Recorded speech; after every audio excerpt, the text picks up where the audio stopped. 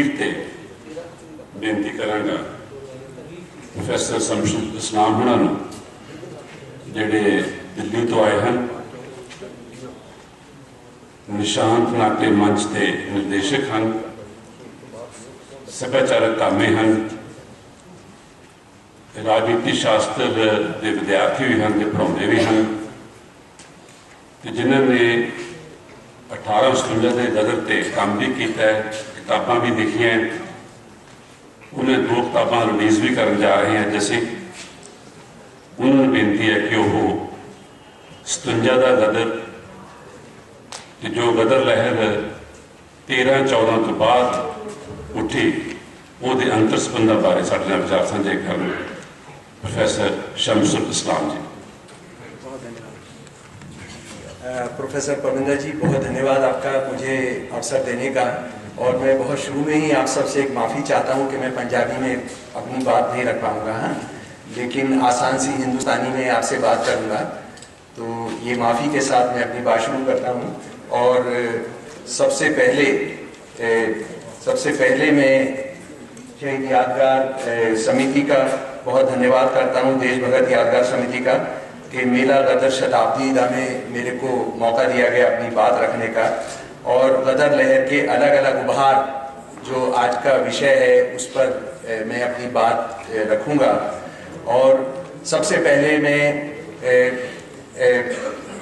बाबा ज्वाला Singh auditorium में बैठे हुए आदरणीय वेद बटुक जी का, आप सब बहनों का, भाइयों का, दोस्तों का, साथियों का और मंच पर बैठे हुए तमाम दोस्तों का और ख़ासतौर पर उनका धन्यवाद करता हूं कि उनके सामने मुझे अपनी बात रखने का मौका मिल रहा है।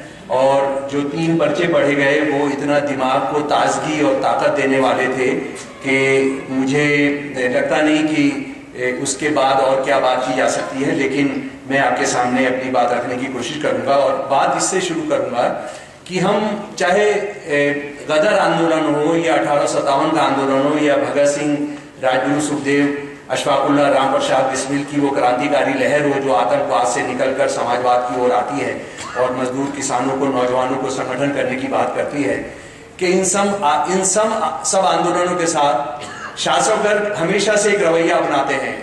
जिहड़े लुटेरे शासक वर्ग ने या जो हुक्मरान हैं वो एक अपनाते हैं, और जिसको लेनिन ने अपनी किताब स्टेट एंड रेवोल्यूशन के प्रीफेस में बहुत खूबसूरती के साथ लिखा कि शासक वर्ग जब भी विरोध का या परिवर्तन का कोई आंदोलन विकसित होता है तो उसके साथ 3 तरह की रवैया करते हैं। वो पहला होता है कि उसके बारे में भयानक दुष्प्रचार करते हैं, उसको गाली बकते हैं, उसको बदनाम करते हैं और कहते हैं तो बिके हुए हैं, ये तो दलाल है, ये तो फलां के पैसे की वजह से कर रहे हैं, ये फलां के दलाल है, फलां का पैसा खा रहे हैं। दूसरा, वो दूसरे स्टेज में वो भयानक दमन करते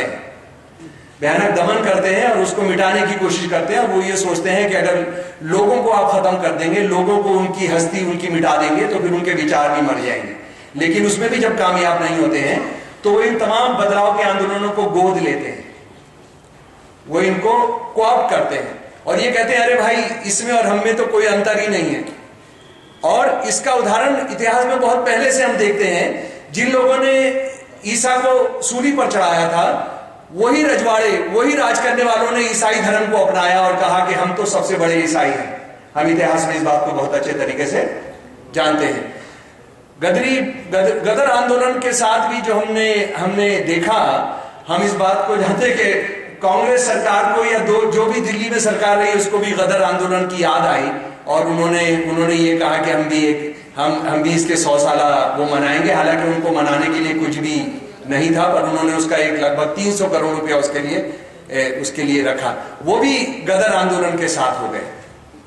तो ये भयानक राजनीति। इसी तरह से हम देखते हैं कि जिन लोगों ने जब गदर आंदोलन शुरू हुआ और उसमें जो सिख थे, उसके लिए जो सिख धर्म के जो जिनको आप मठाधीश कहते हैं, उन्होंने कहा था कि ये सिख नहीं है, ये जो सिखों के नाम पर ये सिख आंदोलन जो हो रहा है वो सिख नहीं है। लेकिन आज वो कह रहे हैं कि नहीं, वो सिख थे और वो सिखों की वजह से वो गदर आंदोलन चल रहा था। इसको हम भगत सिंह सिख थे। भगत सिंह का लेख जो मैं नास्तिक हूं वो उन्होंने नहीं लिखा था, वो तो झूठा है, बल्कि वो सिख थे। ये बहस भी आज दोबारा खड़ी की जा रही है। ये कंबोज थे, उधम सिंह कंबोज थे, उनकी एक जाति कंबोज वाली थी। आज सुबह ही वेद बटुक जी बता रहे थे कि किसी जगह गए थे उधम सिंह के कार्यक्रम में, तो वहां कंबोजों की संस्था ने उसको किया था और वो माला डाले हुए कि वो कंबोज थे। इससे दोबारा उनको फांसी देने के बराबर नहीं हो सकता है। और उधम सिंह जिसने जब गिरफ्तार हुए तो कहा कि मेरा नाम है मोहम्मद सिंह आजाद। उन्होंने कहा कि मैं हिंदू भी हूं, मुसलमान भी हूं और मैं सिख भी हूं, लेकिन हम उनको कहेंगे सबसे छोटी से छोटी जो पहचान हो सकती है, चूहे के बिल में घुसने वाली पहचान, कि वो तो कंबोज थे। हम आज हमको उनकी शहादत के बहुत सालों के बाद ये पता लगेगा। तो खैर दोस्तों, मैं जो बात आपके सामने रखना चाहता हूं गदर आंदोलन के बारे में, बहुत सारी चीजें आप जानते हैं, उसमें मैं नहीं जाकर आपके सामने जो पहलू रखना चाह रहा हूं, जो डायमेंशन रखना चाह रहा हूं, 1857 की तरफ आपको थोड़ा सा ले जाना चाहता हूं। 1857 के बारे में आप जानते हैं, लोगों ने यह कहा कि वो तो फौजी बगावत थी, और किस तरह से मिथक शासक वर्ग किस तरह से मिथक इतिहास गढ़ते हैं, वो कंस्ट्रक्ट करते हैं इतिहास को।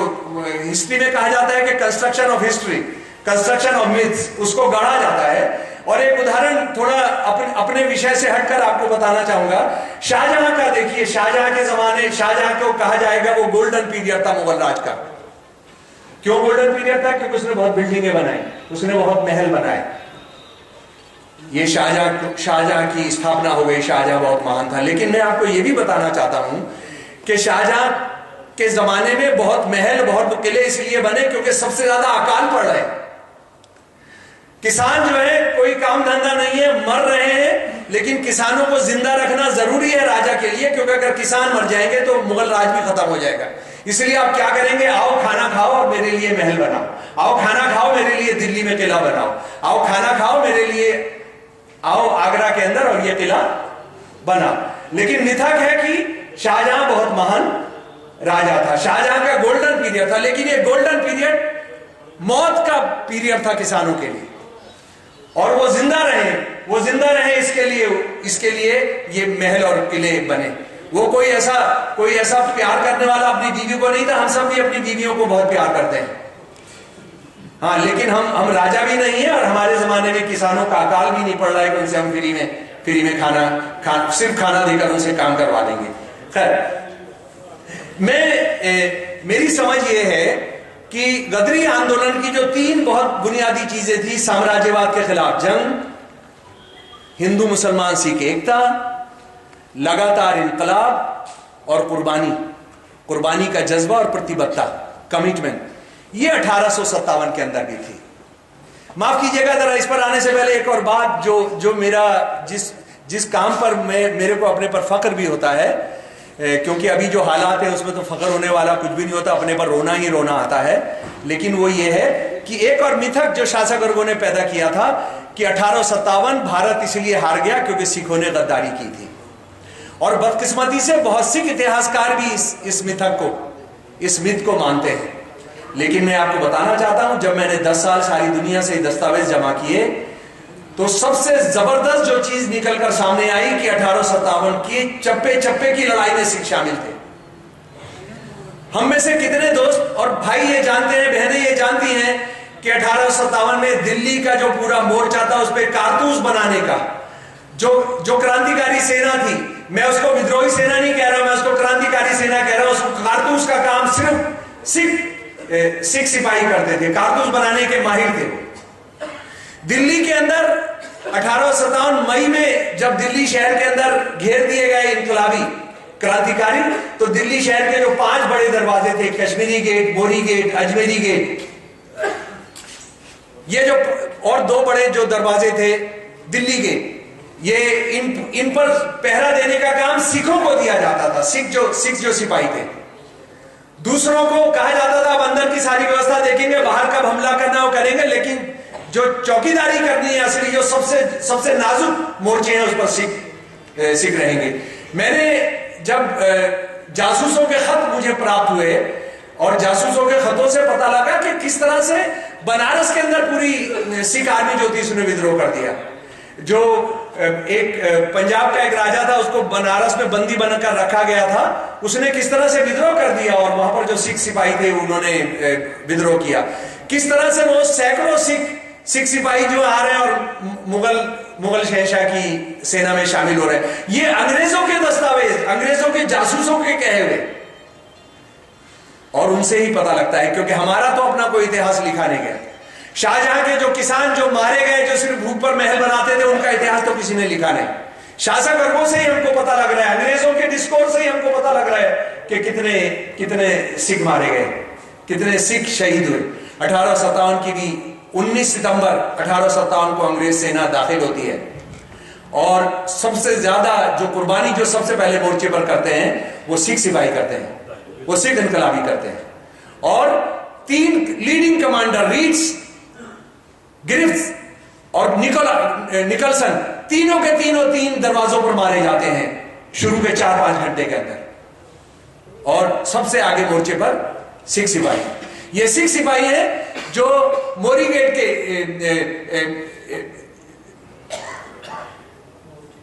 सब्जी मंडी के मोर्चे पर, जो जम्मू कश्मीर के राजा ने अपनी सेना की बटालियन भेजी हुई है 5 तोपों के साथ, 2 घंटे के अंदर गायब हो जाते हैं और वहां से भागते हैं। ये जो जम्मू कश्मीर के राजा के सेना जो है वो वापिस 1 हफ्ते के बाद जम्मू में मिलते हैं।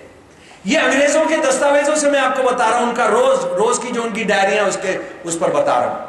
तो खैर, हमारे 1857 के आंदोलन को भी ये कहा गया कि उनको तो कोई अकल नहीं थी, कुछ सोच नहीं थी, क्या जानते थे वो अंग्रेजों के सामने कहां टिक सकते थे। लेकिन हमारे पास अंग्रेजों के जमाने के दस्तावेज उपलब्ध हैं अब, कि किस तरह से सारा जो बारूद था उसमें पानी मिलवा दिया गया, पानी गिरवा दिया गया। और 3 गद्दार थे दिल्ली के अंदर, 4 मौलवी रजब अली जो जगरांव का रहने वाला था, एक आग का मौलवी था जिसको अंग्रेज वहां निकलसन ने वहां भेजा था कि तुम वहां चलो और अंदर गद्दारों के जत्थे ऑर्गेनाइज करो, मौलवी एहसानुल्लाह, मुंशी जीवनलाल, जिसकी किताब आज शाम को, जिसकी डायरी हम लोग ये अभी विमोचन करेंगे।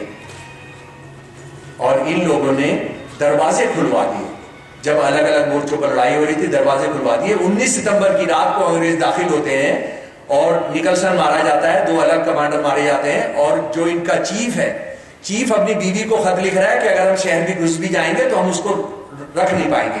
चप्पे चप्पे पर लड़ाई हो रही है, चप्पे चप्पे के लिए 1-1 इंच के लिए लड़ाई हो रही है, लेकिन 20 तारीख तक वो पूरे दरवाजे खुलवा दिए जाते हैं गद्दारों द्वारा। ये जो इनका और ये जो तीनों दलाल, तीनों जो जासूसों का गिरोह जो ऑर्गेनाइज कर रहे हैं। लेकिन किस तरह से वो लड़े, मैं कमिटमेंट की और प्रतिबद्धता की बात कर रहा हूं। ये भाड़े के सिपाही नहीं हो सकते थे, ये केवल खुंदक में लड़ने वाले सिपाही नहीं हो सकते थे।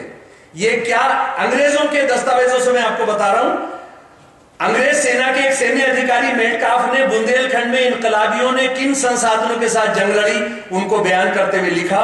मैं उसके शब्द अंग्रेजी से हिंदी अनुवाद कर बता रहा हूं। उनके पास न तलवारें थी न बंदूकें, भाले, हंसिया, लोहा जड़ित लाठियां और लाठी के टुकड़ों में चाकू बांधकर तुरंत तैयार की गई कुल्हाड़ियां थी जिनसे उन्होंने हमारा मुकाबला किया। जरा सा कल्पना कीजिएगा 1800 गदरी बाबा ने क्या क्या उनके पास था, किन चीजों के साथ उन्होंने मुकाबला किया। उसके बाद लखनऊ में अंग्रेजों को भगा देने के बाद जब अंग्रेज वापिस पहुंचते हैं, और बहुत सारी जगह बहुत मुख्य मोर्चों पर हम हार गए, इसलिए क्योंकि शाम को हिंदुस्तानी जो इनकलाबी सैनिक थे वो जंग नहीं करते थे, शाम के बाद वो जंग रोक देते थे। और अगर अंग्रेज सेना घिर जाती थी तो उसको आग नहीं लगाते थे। मान लीजिए 2000 अंग्रेजी सैनिक एक बाढ़ के अंदर घिर गए हैं, उसको आग नहीं लगाते थे। वो कहते थे आग लगाना लड़ाई का हिस्सा नहीं है, क्योंकि लड़ाई सामने लड़कर लड़ी जाएगी, हम किसी को पीछे से नहीं करेंगे। लेकिन अंग्रेजों ने हमेशा मुख्य लड़ाइयों के अंदर, हमेशा जहां पर घिरे लोग, उसको आग लगा दी चारों तरफ से घास जला के उनको अंदर जला दिया। तो लखनऊ के अंदर भी जब प्रेसिडेंसी के अंदर जब ये अंग्रेज उनको घेरने में सफल हो गए और अंदर घुसे, फ्रेड रॉबर्ट्स जो कमांडर था उस सेना का, उसने लिखा है आगे बढ़ने के लिए उन पर से चढ़कर गुजरना होता था, जो जलाकर, और नीचे सैकड़ों हमारे सिपाही, इनकलाबी सिपाही नीचे जले पड़े थे, आगे बढ़ने के लिए उन पर चढ़कर गुजरना होता था। वह मरते हुए भी हमारे प्रति अपना नफरत का इजहार कर रहे थे और गालियां बकते हुए कह रहे थे हम बस खड़े हो जाएं फिर तुम्हें जिंदा नहीं छोड़ेंगे। ये रॉबर्ट के शब्द हैं कि एक बार हमें दोबारा खड़ा होने दो, हम नीचे गिरे हुए लेकिन हम तुम्हें छोड़ेंगे नहीं।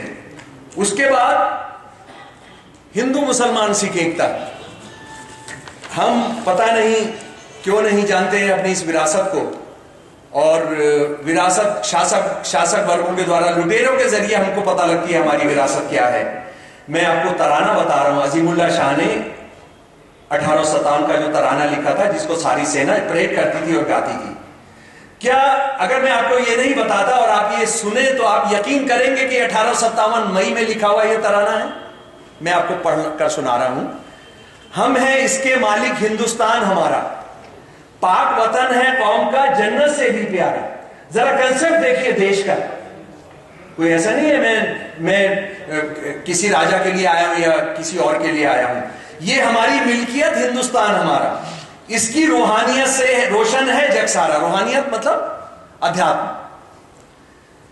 कितनी कदीम प्राचीन, कितना नईम न्यू, सब दुनिया से न्यारा, करती है जरखेज जिसे गंगो जमन की धारा, जिसे उपजाऊ बनाती है गंगो जमन की धारा। ऊपर बर्फीला पर्वत पहरेदार हमारा, नीचे साहिल पर बसता सागर का नकारा। इसकी खदाने इसकी खाने, उर्दू में बोल रहे हैं वो, इसकी खाने उगल रही सोना हीरा पारा, इसकी शान शौकत का दुनिया में जयकारा। और देखिए साम्राज्यवाद के बारे में उनकी शनासाई जो आप गदरी बाबू में भी देखेंगे। आया फिरंगी दूर से ऐसा मंतर मारा, वो कैपिटलिज्म इंपीरियलिज्म की बहुत डेलिकेट चीजें तो नहीं जानते थे, लेकिन ये जानते थे फिरंगी बाहर से आया ऐसा मंतर मारा। लूटा दोनों हाथों से प्यारा वतन हमारा, आज शहीदों ने है तुमको अहले वतन ललकारा। तोड़ो गुलामी की जंजीरें बरसाओ अंगारा, हिंदू मुसलमान सिख हमारा भाई भाई प्यारा। यह है आजादी का झंडा, इसे सलाम हमारा। 1857 मई का लिखा हुआ गीत, और ये हमने नहीं खोजा, हमारी विरासत से नहीं आया। ये अंग्रेजों के जो दस्तावेज, जो सारे के सारे अंग्रेजों ने क्या किया, जब ये जंग शुरू हुई उसके 15 दिन के बाद, हर 15 दिन के बाद डिस्ट्रिक्ट कलेक्टर को एक रिपोर्ट भेजनी होती थी, उसको नैरेटिव्स ऑफ म्यूटनी कहते हैं, जो पूरा का पूरा फाइल 1000 पेज से ज्यादा की फाइल जमा है लखनऊ के आर्काइव्स में। वहां पर ये तराना अजीमुल्लाह खां का लिखा हुआ ये तराना,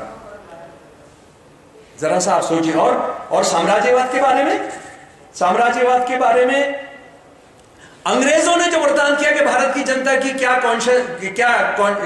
कॉन्शियंस थी, जरा सा वो मैं आपको बता रहा हूं।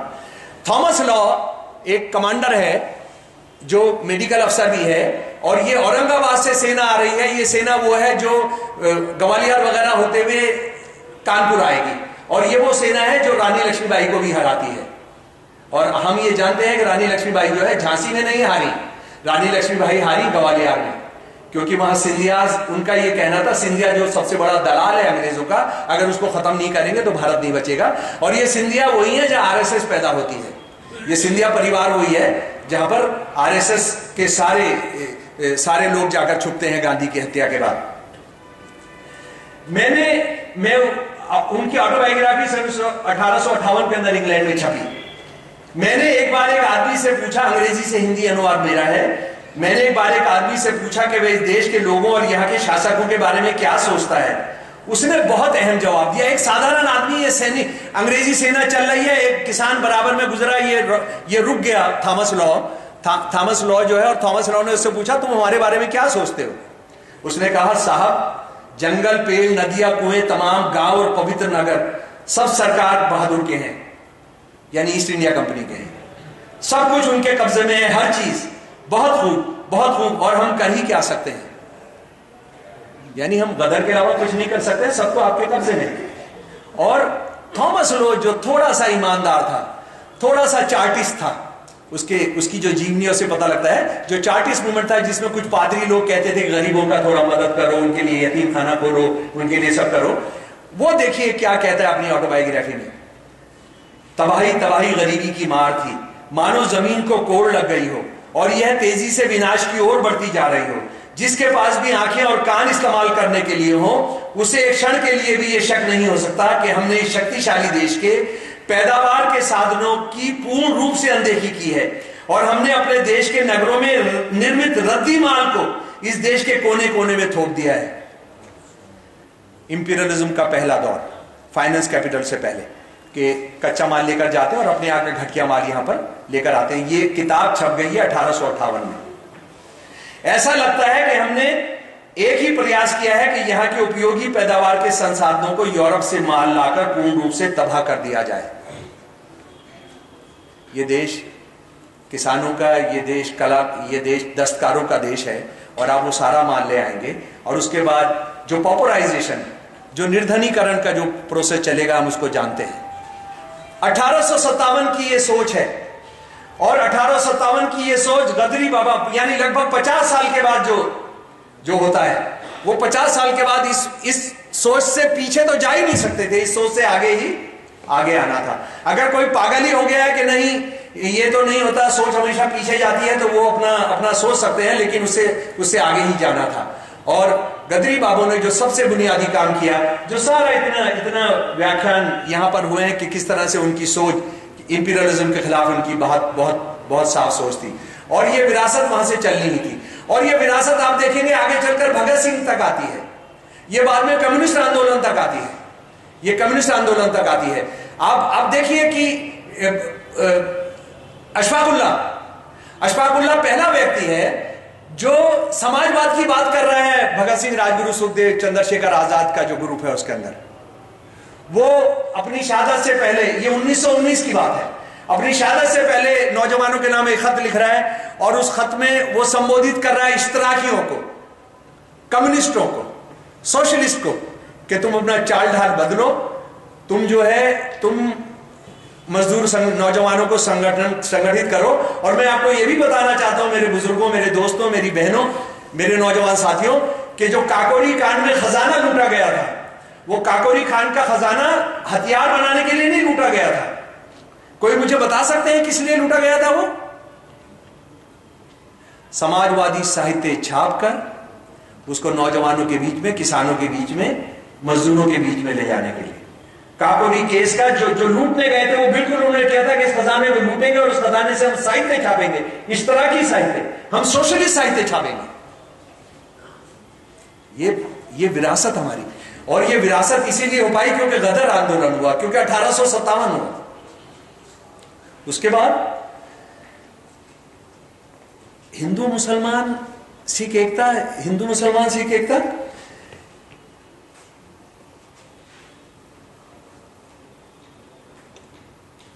थॉमस लॉ जिसकी मैं बात कर रहा था, 1857 के अंदर वो कह रहा है, शिशु हत्या करने वाले राजपूतों के बारे में माना जाता है कोई लड़की पैदा होते ही उसको मार देते हैं जी।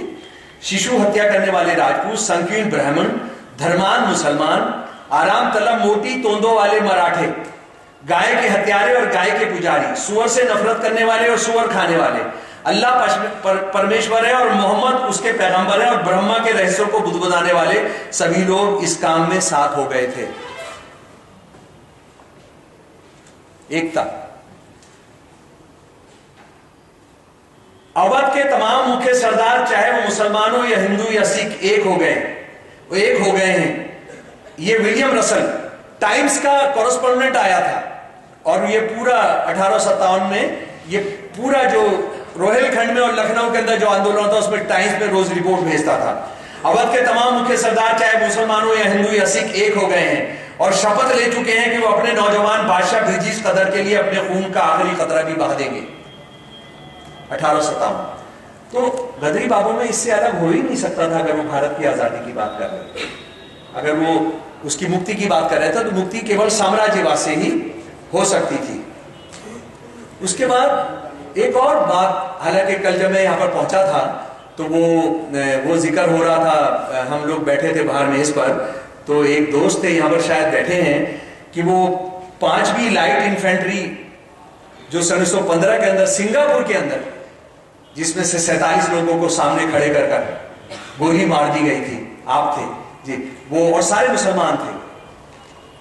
13-14 के अंदर यहाँ काफी दमन हुआ और गदरी आंदोलन को काफी प्रताड़ित किया गया, और लेकिन आप जानते हैं कि सन 1915 के अंदर सिंगापुर के अंदर विद्रोह हो गया, गदरी आंदोलन का जो प्रचार था, और 47, और कोई दोस्त मुझे कल बता रहे थे, उसका फोटो भी है हमारे पास, वो कहीं पर यहाँ पर फोटो है वो उसका जी, तो वो मुझे मिलेगा तो बड़ी खुश नसीबी होगी। हाँ, एक और बात, हमारी बहन सेक्रेटरी हैं यहाँ पर शायद, मैं एक तो शुरू में ही धन्यवाद करना चाहता था कि इतना प्यारा इंतजाम, इतनी अच्छी व्यवस्था, और एक साधारण से व्यक्ति को एक वीआईपी का एहसास कराने का आपका जो प्यार है, मैं उसको कभी नहीं भूलूंगा, कभी भी नहीं है। ये बहुत बहुत आभारी हूं कि जिस तरह से आप अपने मेहमानों का करते हैं, और ये इनकलाबी ही कर सकते हैं। एक और बात, जब एक और बात है कि आज हम जो यहाँ पर बैठे हैं, गदरी आंदोलन के अलग अलग जो रूप हैं, तो आपको नहीं लगता कि हम उसी ये आंदोलन आज तक चल रहा है, इसको साबित करता है? यानी हम उनकी तस्वीरों पर मालाएं डालने नहीं आए, हम उनके कोई के बस शहीद हो गए, और हम क्योंकि किसी भी शहीद को हम प्यार करने लगते हैं इस वजह से नहीं, बल्कि उनके विचारों पर बात कर रहे हैं। तो गदरी आंदोलन कहां खत्म हुआ?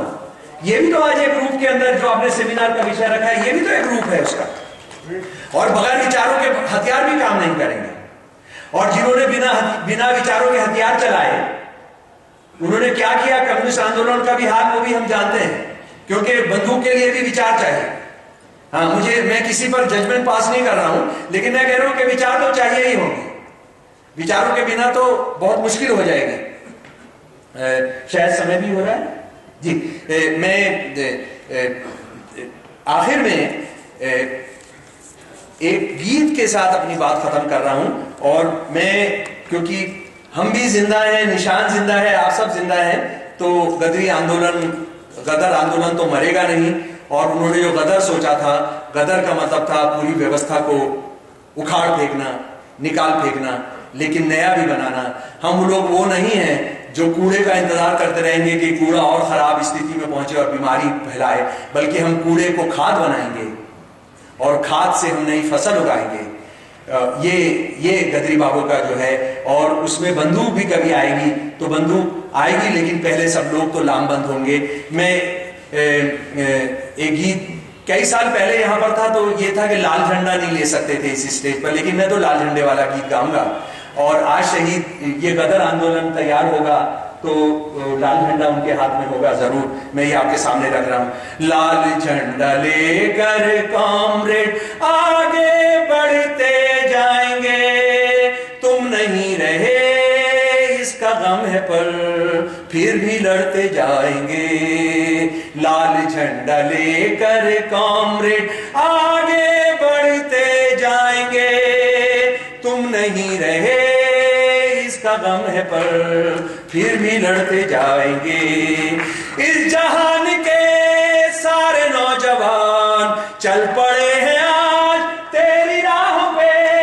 इस जहान के सारे नौजवान चल पड़े हैं आज तेरी राहों पे, कर रहे हैं वार बार बार वे जालिमों के किले के द्वार पे, कर रहे हैं वार बार बार वे जालिमों के किले के द्वार पे।